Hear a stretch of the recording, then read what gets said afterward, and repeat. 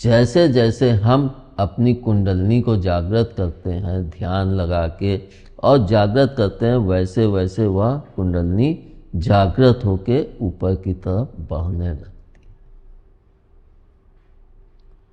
है। जब वह ऊपर की तरफ बढ़ने लगती है तब हमें अपने पीछे के जो बीत चुका है, मतलब आरंभ काल से जब हमने अंश रूप में इस संसार में जन्म लिया, वहाँ से ही पूरा सब कुछ हमारे इस हिस्से में स्थित रहता है, मतलब संग्रहित रहता है। और जैसे जैसे हम ऊपर की तरफ बढ़ते हैं वैसे ही वैसे हमें अपने आरंभ काल का ज्ञान प्राप्त होने लगता है कि हमारा आरंभ का, मगर उसको जानने के लिए हमें बहुत ही कठिन मार्ग पे चलना पड़ता है, जिसमें हमारी मौत भी होती है। इसीलिए मैं हमेशा रोकता हूँ कि बिना गुरु की सहयोग के आप इस मार्ग में कभी भी मत बढ़ें। तो ये हमने जाना कि हमारी ये महालक्ष्मी, महाकाली और महासरस्वती ये चलती, इन तीनों ही नसों का एक, शक्तियों का एक और भी कार्य होता है। हम देखें, अगर कोई चीज़ आगे को झुकाते हैं तो उसको एक सपोर्ट चाहिए उठने के लिए, और वहाँ जहाँ तक हम उसको झुकाते हैं वहाँ तक भी उसको स्थिर रखने के लिए हमें एक सपोर्ट चाहिए होता है। नहीं तो हम अगर ऐसे झुके तो ये हम रुक नहीं पाएंगे, बल्कि धड़ाम से नीचे गिर जाएंगे। और अगर हम दाहिने झुके तो भी ये हमें एक सपोर्ट चाहिए जो हमें जरूर पकड़ के कि यहाँ तक हमें झुकना है, वहाँ तक झुके, बाकी वो हमें पकड़ के रोकती। यानी एक तरह से देखें तो वह हमारे को आगे पीछे दाएं बाएं घूमने में ये तीनों ही नसें उसको कंट्रोल करती हैं, रीढ़ की हड्डी को, वरना जिधर भी गिरेंगे उधर ही धड़ाम से गिर जाएंगे। इसको हम ऐसे भी समझ सकते हैं, जैसे कुछ लोगों को, मेरे ही बड़ी बहन के ससुर जी थे जो अब स्वर्गवासी हो चुके हैं, उनकी रीढ़ की हड्डी पे आंधी से टीन आके टकराई तो वो रीढ़ की हड्डी पे आके चोट लगी, जिसके कारण उनके अंदर की नसें डैमेज हो गई। जब इस भाग में, मतलब रीढ़ की हड्डी में कोई नस डैमेज होती है तो उसको डॉक्टर भी नहीं सुधार पाते, क्योंकि उसको खोलना ही उनके बस में नहीं होता। अगर वो खोल देंगे तो वो उसको कभी भी सुधार नहीं पाते। जब एक आँख खराब होती है उसको नहीं सुधार पाते हैं, सिर्फ चश्मा लगा दिए, वो कर दिया, दूर पास के लिए लेंस लगा दिए, तो वो पूर्णता तो सुधार नहीं हुआ। कि जैसे प्रभु जन्म लेते हुए बच्चा एक की आँखों से दूर भी देखता है, पास भी देखता है, तो ये तो आज तक वैज्ञानिक लोग भी नहीं कर पाए। उसी तरह से ये जब हमारे यूँ करके यूँ टर्न लेती तो जैसे हम इधर झुके तो वो नस एक स्प्रिंग की तरह हमारे को रोकती भी है और एक बैलेंस को भी कंट्रोल करती है।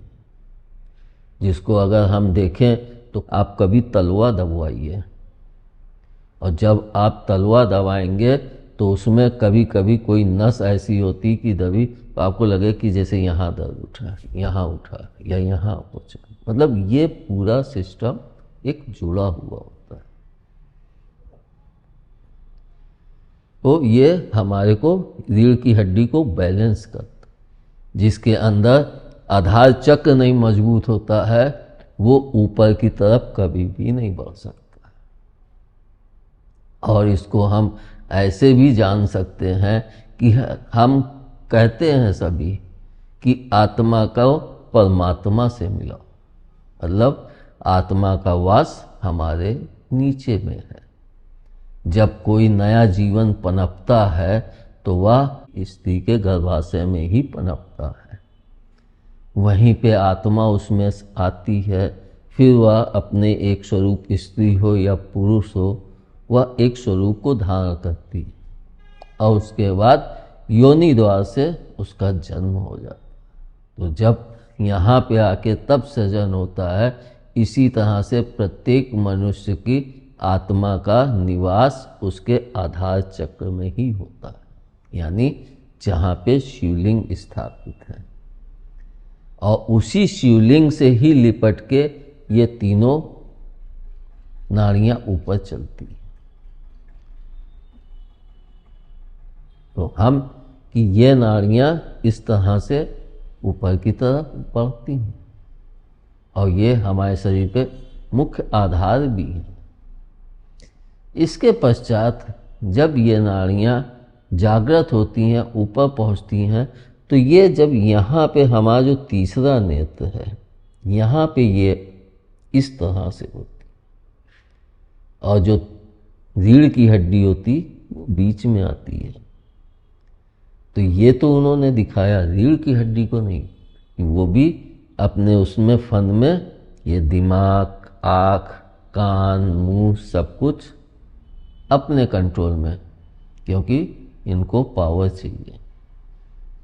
यानी तीनों ही नाड़ियाँ हर क्षेत्र को अटैच करती, जोड़ती हैं, मतलब उसमें वह शक्तियाँ जगाती हैं। हम महालक्ष्मी को धन शक्ति भी कह सकते हैं, प्रेम शक्ति भी कह सकते हैं, ऐश्वर्य शक्ति भी कह सकते हैं। उसी तरह से महाकाली को शक्ति कह सकते हैं, महाशक्ति कह सकते हैं, और उसी तरह से महासरस्वती को भी ज्ञान की शक्ति कह सकते। और जब हम यहाँ पहुँचते हैं तो इसके पश्चात हमारा ये रीढ़ की हड्डी का ये कुंडलनी जब जागृत हो जाती है तो हमारा जो तीसरा नेत्र होता है, जिसे हम लोग आज्ञा चक्र भी कहते हैं, तब वह जागृत हो जाता है।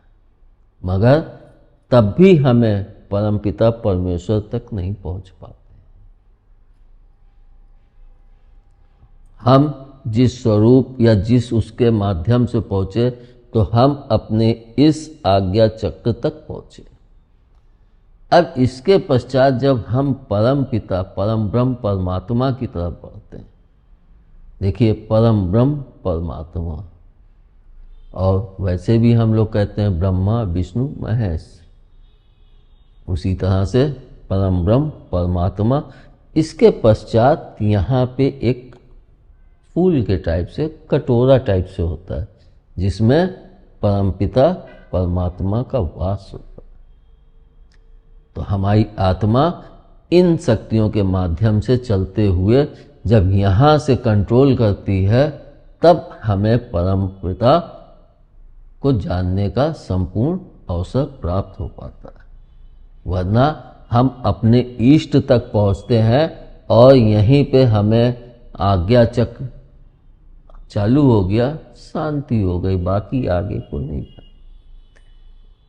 क्योंकि जब हम परम ब्रह्म को जानते हैं तो हम आज्ञा देना भी भूल जाते हैं कि तू जान, तेरा कार्य जाने, मैं तो अब आपकी शरण में हूं।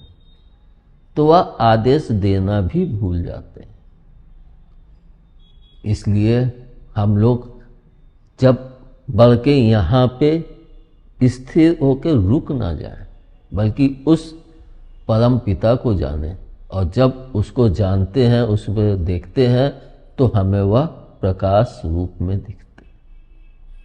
और हमारे जो ये हिस्सा है, इसमें पानी एक लिक्विड टाइप का भरा होता है, जिसके कारण हम लोग कहते हैं ना, ये हमारा दिमाग है। तो उस दिमाग में भी तो परम पिता का वास भी तो है, और उसके चारों तरफ जब पानी रहता है तो कोई चोट लगी या कोई झटका लगा तो उस दिमाग को बचाने के लिए वह पानी का चारों तरफ एक लिक्विड घेरा होता है जिसमें वह इधर उधर हिल के उसको चोट ना पहुंचे और वह संरक्षित रहे।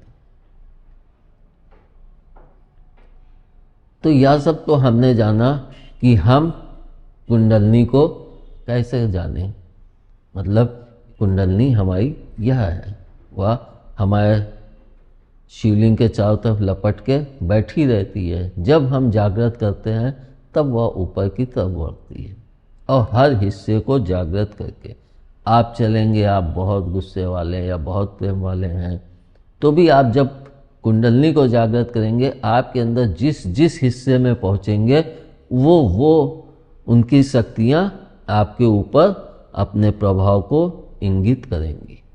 यानी जब आप हृदय पे पहुंचेंगे तो आपके अंदर प्रेम नहीं भी है तो आपको वो प्रेम जगाना पड़ेगा। जब तक आप उस प्रेम को नहीं जगाएंगे तब तक आप उसके ऊपर बढ़ ही नहीं पाएंगे। इसीलिए मैंने एक वीडियो में बोला है कि कैलाश मतलब ये हमारा सिर, कैलाश कितनी लाशों के पश्चात, मतलब इन सब में कि हम जिनसे नाराज भी हैं तो अब हमको प्रेम से जब ऊपर बढ़ना है तो हमें वो नाराजगी छोड़ के अपने उस प्रेम को और तेजी से पनपा देना है। जब हम प्रेम को पनपाएंगे तभी हम उससे ऊपर बढ़ पाएंगे। फिर उसके ऊपर जब बढ़ते हैं तो फिर ये होता है कि हमको अपने सभी से संपर्क तोड़ने होते हैं, क्योंकि अगर हमारे अंदर कोई भी इच्छा रह गई कि ये मेरी भाई है, ये मेरा बेटा है, ये मेरा वो है, वही मेरी फांस हो जाती है इस संसार में, वही माया है, वही हमको बांध लेती है। इसीलिए हम लोग देखते हैं कि शिव जी भी हर बंधन को काट के तब वो शिवत्व को प्राप्त हुए थे। मतलब पुत्र को भी मारा और जो भी न्यायाधीश थे न्याय भी करते थे, दंड भी देते थे, परमपिता परमेश्वर भी थे। जब हम यहाँ पहुँचेंगे तो हमें यहाँ शिवत्व मिलता है और इधर शक्ति प्राप्त होती है, मतलब महाशक्ति जो नीचे में 3 भागों में विभक्त है, मगर यहाँ पे शिव शक्ति, मतलब शक्ति इस संसार में। तभी हम जब बाएं तरफ से तो हम ज़्यादातर एक स्त्री के ही माफिक प्रेम से लवरेज होते हैं और हमारे किसी प्रिय को कुछ होता है तो हम उसके लिए दुखी भी होते हैं। मगर जब हम इन बंधनों को जब तक नहीं तोड़ेंगे तब तक उस परम पिता तक नहीं पहुंच पाएंगे। यानी हमको सभी बंधनों, सभी मोह माया से दूर होना पड़ता। दूर होने का मतलब ये नहीं होता है कि हम छोड़ के चले जाएं। जो लोग कच्चे होते हैं, योगी होते हैं, तो वो जंगल में चले जाते हैं कि हम अपने को जब बढ़ाएंगे तो हमारे सामने कोई पिक्चर ना आ सके। जैसे कि आजकल पोस्टर लगा देते हैं और मोबाइल चल रहे हैं, तमाम प्रकार के सीन आते हैं, तो वो हमारे को प्रभु के मार्ग में बढ़ने में रुकावट डालते हैं। इसीलिए योगी लोग संसार छोड़ के वन गमन कर लेते थे और वे गुफाओं में रहते थे कि हम उस परम पिता तक पहुंच सके, इस संसार से दूर हटके, इसकी माया मोह से हटके, तब हम उस तक पहुंचेंगे। और कंदमूल फल खाते ताकि जल्दी हजम हो और हमारी ऊर्जा तीव्र गति से ऊपर की तरफ बढ़ सके। और जो व्यक्ति संसार में रह के, मतलब संसार में तो योगी भी है, लेकिन समाज में रह के, परिवार में रह के जब प्रभु प्राप्ति के लिए आगे बढ़ता है तो उसको अपने मोह को त्यागना पड़ता है, जिसको राजा जनक ने दिखाया भी है, दर्शाया भी, जिसको रामकृष्ण परमहंस ने दिखाया है कि पत्नी के होते हुए भी वे उस जगत जननी तक पहुँचे, उस परम पिता तक पहुँचे। तो हम भी परिवार में रह के उस तक पहुंच सकते हैं, लेकिन वह बहुत ही कठिन होता है। हर व्यक्ति नहीं पहुंच सकता, क्योंकि हमारे सामने कोई पोस्टर, कोई सीन आया तो हम लोग उसको देख के इसमें ये कमी या कुछ हमारी इच्छाओं को और बढ़ा देता है। यह भी मेरे अनुभव में है। जब मैं ध्यान मार्ग में आगे बढ़ रहा था साधना में, तो माँ ने टीवी बंद करवा दिया, बोले इसका रिचार्ज ही नहीं कराना है। आज 7-8 साल से टीवी का रिचार्ज नहीं करा है। जब भी बच्चे लोगों को देखना होता है तो वे अपना मोबाइल से जोड़ के देखते हैं, क्योंकि वह हमें भ्रमित करता है। और साधना के समय में एकांत में, मतलब जहाँ भी हम रहे हैं वह ऐसी जगह थी जैसे लगता था गुफा थी। यहाँ भी था तो भी यहाँ अंदर था, बाहर जाता नहीं था, लोग कहते थे। तो यही था कि बाहर जाने की इच्छा ही नहीं होती थी, तो मैं नहीं समझ पाता था। लेकिन अब उसको समझ पाया कि हम अगर बाहर जाएं, पिक्चर जाएं, घूमने जाएं, हमारे पास पैसा है, तो हम साधना में कहाँ बढ़ पाएंगे। इसीलिए मैं कहता था कि जब तक साधना में बढ़ना है तो हमारे पास पैसा नहीं होना चाहिए। तो हम तभी साधना में बढ़ सकते हैं जब हमारे सामने दुख हो, कठिनाइयाँ झेली हो, पैसा ना हो, खाने को ना हो, तब हम पूरी लगन से प्रभु के उस मार्ग पे दौड़ पड़ते हैं कि अब मेरे सामने कोई दूसरा आसरा ही नहीं है, सिर्फ यही एक मार्ग बचा है। अब आप ही आगे बढ़ाओ, आप ही मेरी स्थिति को संभालो। और जब हम आगे बढ़ा देते हैं कदम, तो वो हमारे को संभालते हैं, हमारा हाथ पकड़ते हैं। यह भी मेरा अनुभव में है। जब मैं आगे बढ़ा, मैं 17-18 साल, जितने भी साल ये साधना की, 2007 से आखिरी समय से, तो उसमें मैंने कहीं नौकरी नहीं की। और जब दुकान भी बंद की थी तो वह ऐसी कंडीशन थी कि दुकान में हमेशा कर्जा ही चढ़ता था। त्योहार करो कर्जा बढ़ाओ, त्योहार करो कर्जा बढ़ाओ, मतलब डेली का भी वो धंधा नहीं था। ऐसी स्थिति में मैं इस मार्ग में माता पिता मुझे लेके आए। शायद यह मेरा खुश नसीब था, भाग्य था, तभी मुझे उन्होंने चुना। जब मैं इसमें आके फिर जब ये सब चीज़ें जानी, तो मैं तो महाभाग्यशाली हूँ कि मुझे उस परम पिता ने इस कार्य के लिए चुना। और जब माता पिता ने मुझे चुना, तब मैंने 4 कदम उनकी तरफ बढ़ाया। यह भी प्रभु की ही देन थी, वरना मेरे में न वह शक्ति थी, ना मैं इन सब चीज़ों को मानता था, क्योंकि मैं भी बीकॉम पढ़ा हुआ था। लेकिन जब इस मार्ग में मैं बढ़ा तो उन्होंने पूरी तरह से मुझे संभाला भी, मेरा मार्गदर्शन भी किया और मेरे खर्चे की भी पूर्ति करवाई, जिसको मैं कभी भी समझ नहीं पाया कि कहाँ से आता है, कैसे खर्चा होता है। लोग आते हैं, आया कोई रिश्तेदार, खर्चा आराम से चलता था। अगर हमें कहीं जाना आवश्यक है, हमारी दृष्टि के अनुसार नहीं, क्योंकि हमारी इच्छाएं कभी भी पूर्णतः संपूर्ण होती ही नहीं है। एक पूर्ण हुई, दूसरी जागृत हो गई, दूसरी पूर्ण हुई, तीसरी जागृत हुई, मतलब कभी भी वो समाप्त नहीं होती। लेकिन किस चीज की आवश्यकता है, या वह परम पिता ही जानते हैं। और उसी के अनुसार वह मुझे जब कहीं जाना होता था कि वहाँ जाना आवश्यक है, वो खर्चे की पूर्ति कहीं ना किसी के द्वारा करवा देते थे। कहीं से कोई आके चढ़ा गया, मेरा काम हो गया। इसको भी मैंने कभी समझ नहीं पाया शुरू, लेकिन बाद में धीरे धीरे इसको मैंने समझा कि जब तक वो जिस मार्ग पे मुझे ले जाना चाहते हैं उस पे मैं खुशी खुशी फिर क्यों ना चलूं। मैं क्यों उस मार्ग से भटकूं या इधर उधर। किसी और कोई कहता है कि ये भटक गए हैं, ये अपने को ये समझने लगे।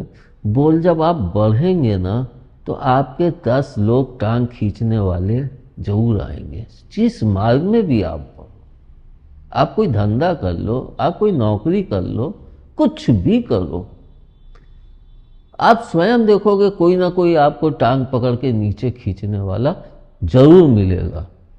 और उसमें परिवार के लोग ज्यादा खींचते हैं, क्योंकि परिवार में भी बहुत अक्लमंद होते हैं जो अपने को ज्ञानी समझते हैं, उनके घमंड तीव्र होता है। मैं भी बड़ा, घर में कोई माता जी को नहीं पूछता था, न मेरे भाई बहन है, कोई नहीं, लेकिन बाहर सब पूछते थे।